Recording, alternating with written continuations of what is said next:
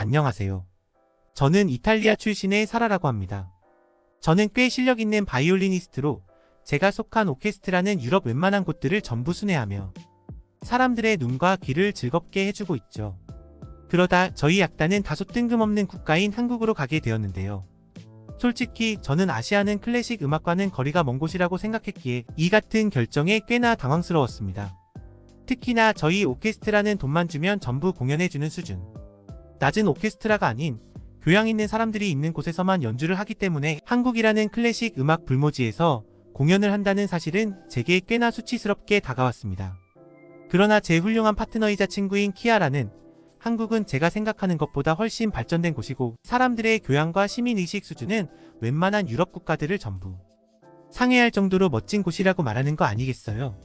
그리고 요즘의 한국 예술의 수준은 이미 세계 최정상 수준으로 올라온 상태라고 말하며 심지어 자신의 동생도 한국의 음악대학원으로 유학을 간 상태라고 하더군요.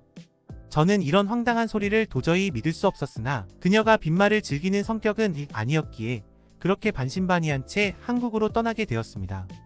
그리고 한국에 오자마자 저는 한국의 음악 수준은 잘 모르겠지만 적어도 이 나라는 제가 생각했던 것보다 훨씬 놀라운 나라라는 것을 곧바로 깨달을 수 있었지요. 왜냐하면 한국의 대중교통 인프라는 정말 말이 안 되는 수준이었거든요. 사실 이탈리아에서는 유명한 관광지 주변이 아니라면 대중교통 인프라가 전무한 수준이고 그래서 차가 없으면 사실상 생활이 불가능할 정도입니다. 따라서 고등학생들조차 부모님의 차를 몰고 등교하곤 하죠. 그러나 한국에서는 인천공항에서부터 모든 곳을 지하철과 버스만으로 이동할 수 있었습니다. 그리고 시민의식과 사람들의 교양 수준도 엄청나게 높다고 느꼈는데요. 이탈리아에서는 대중교통에 줄이랄 것도 없이 서로 먼저 들어가려고 아우성치며 내리는 사람들이 전부 내리기도 전에 사람들이 밀밀듯이 타려고 했습니다. 혼잡도가 정말 최악입니다. 그리고 대중교통 안은 어찌나 시끄러운지 여기가 버스인지 시장 바닥인지 도저히 분간하기 힘들 정도입니다. 하지만 한국인들은 모두가 먼저 온 순서대로 줄을 섰으며 심지어 지하철을 기다리는 한국인들은 내리는 사람들이 원활히 내리도록 하기 위해 지하철 문 바깥으로 빠져주는 매너까지 보여주더군요.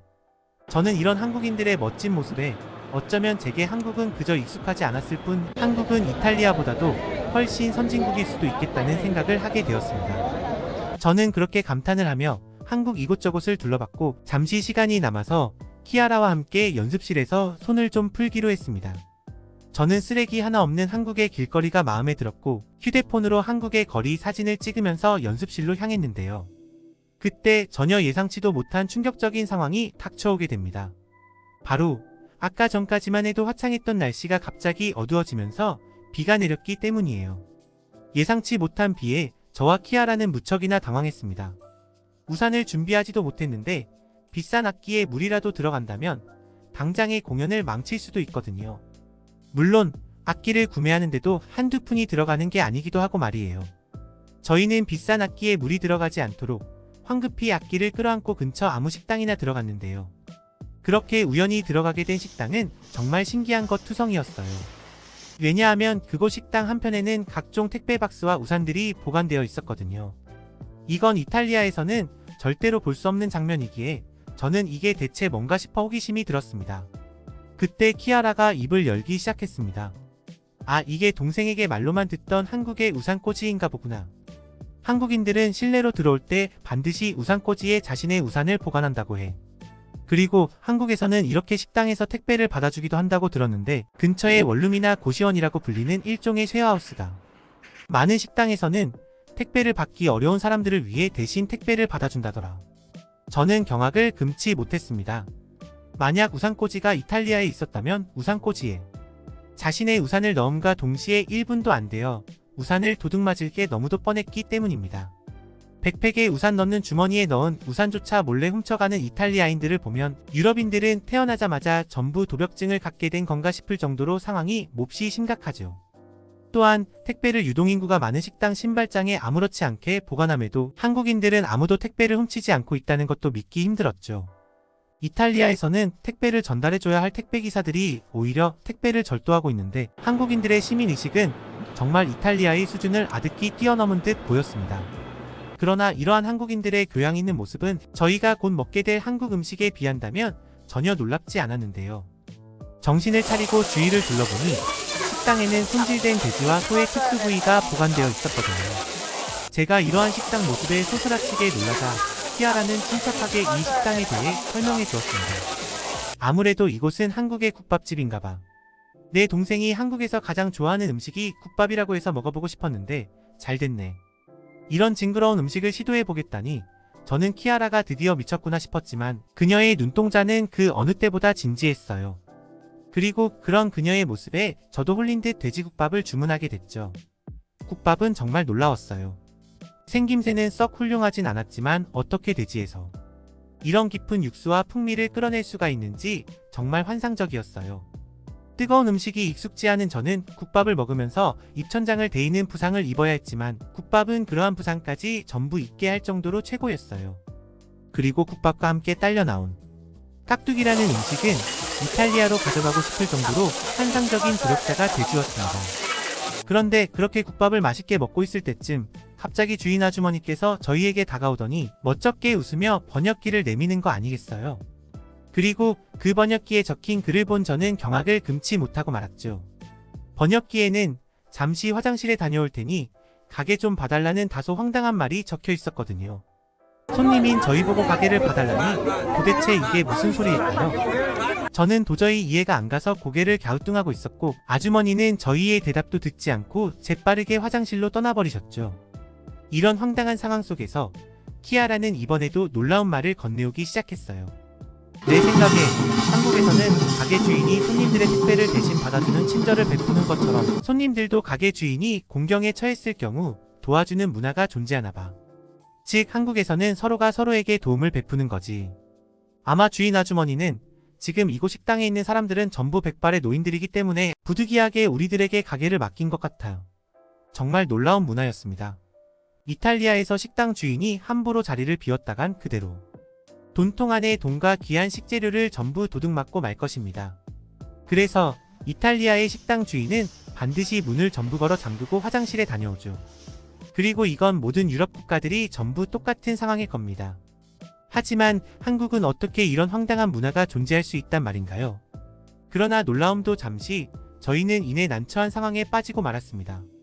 왜냐하면 식당 뒤 편에 앉아 식사 중이셨던 백발의 할아버지가 일어나시더니 계산을 요구하셨기 때문입니다. 저희는 이 국밥의 가격도 몰랐고 계산대를 어떻게 다루는지도 모릅니다.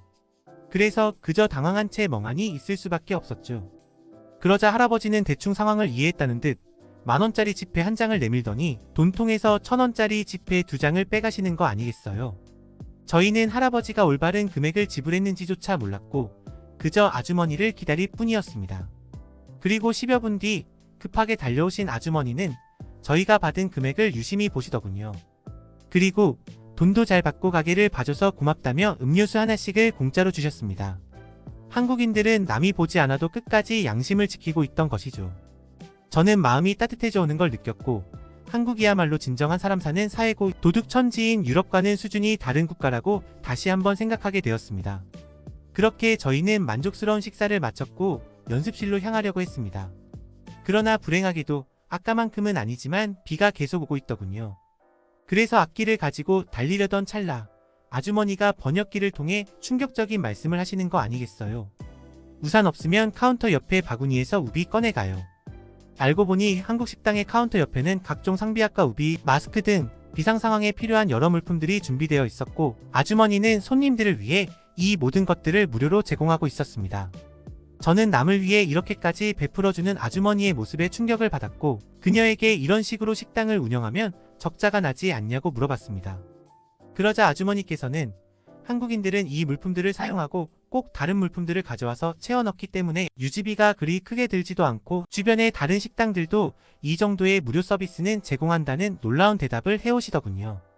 만약 이탈리아였으면 채워 넣기는커녕 한 놈이 전부 훔쳐갔을 게 분명합니다. 관광지에서 갑작스러운 비가 오기만 하면 사재기꾼들이 출몰해서 정가의 5배로 우산을 팔아대는 모습만 봐도 이게 유럽의 한계임을 확인할 수 있죠.